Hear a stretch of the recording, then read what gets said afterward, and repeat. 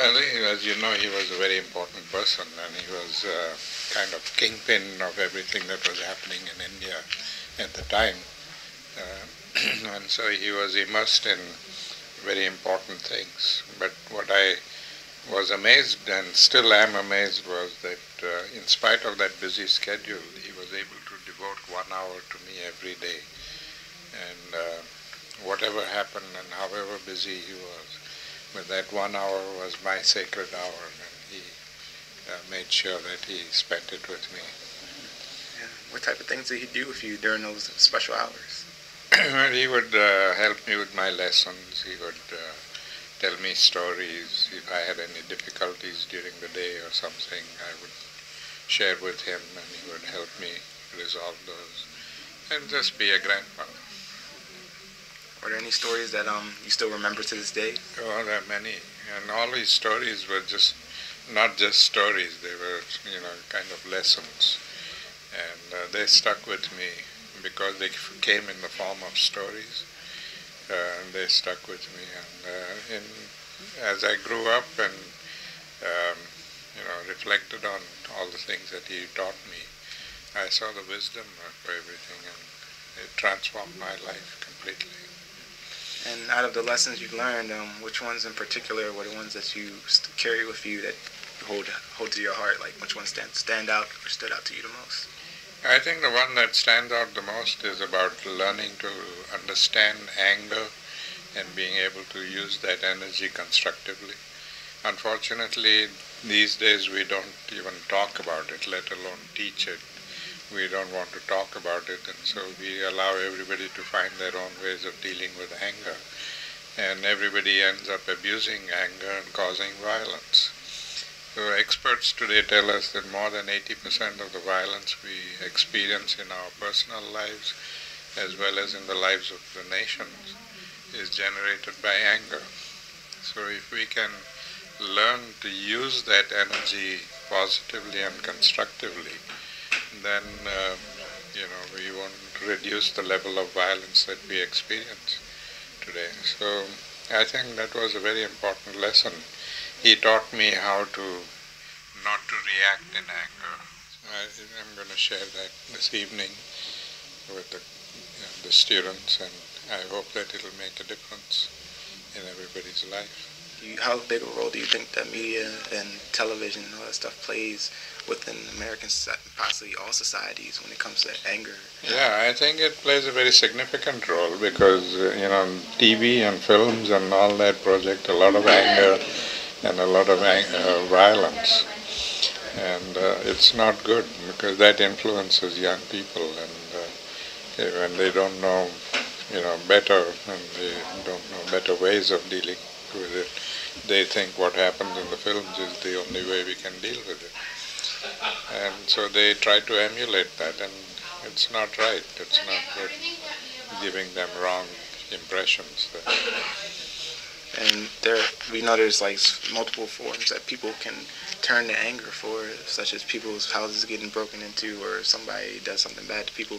How would you explain to somebody that's quick to anger or something? Well, yeah. Unfortunately, we as human beings, we have become very good crisis managers.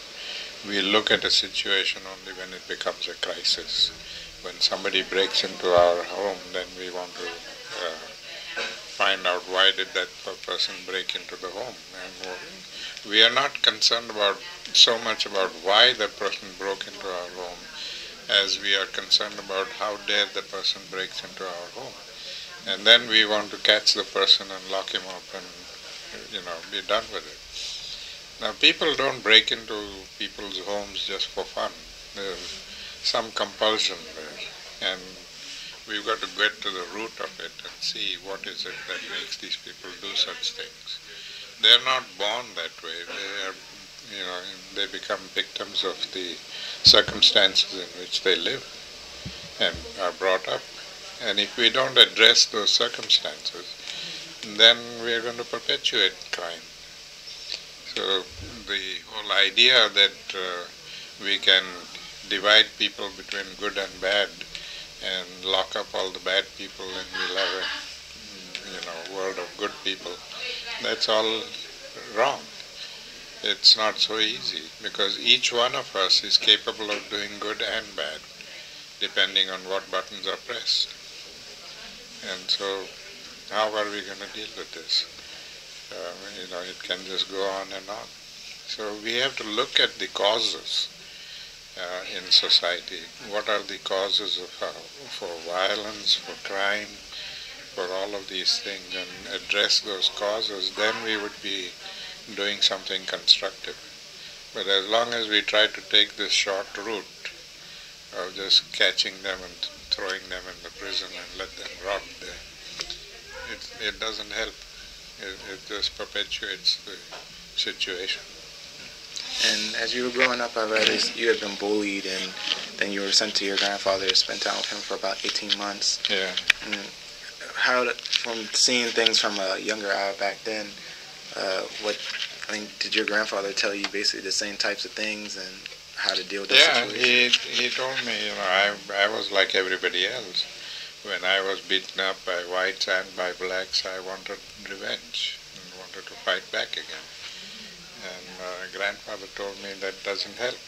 It will just mess up your life and mess up everybody's life, because you'll be so obsessed with revenge all your life that you go down the drain. But if you see that this is a problem and that you can find a solution to the problem by making people aware that this kind of behavior is wrong, then that will be more constructive. And that's why I've devoted my life to going out and talking to people about building relationships and about nonviolence and how we need to look at each other as human beings and not define people by their race or color or religion or things like that. And is there anything else you want the students of Towson to know in terms of how to deal with these situations or other situations that are examples that your grandfather set for you or told you? Yeah, I think, and this is a message that I give to all students in all the campuses that I visited, and I feel that the students need to know that education is not simply what they learn from textbooks and classes. Education is from life. Every moment, every person you meet, and every event that happens in your life is a lesson for you to learn from. But you can learn that lesson only if you have an open mind, a receiving mind. But otherwise you will never learn the lesson, and all those lessons will go down the drain. So I want people to understand that they must learn more from life than they will learn from textbooks. Textbooks will give you a career, make it possible for you to go out and get a job and earn money. But that's not enough in life. Life is about being a better human being and being able to contribute to society in a positive manner. And that you can do only if you are open and keep learning throughout your life and enhancing your own understanding of life as well as yourself.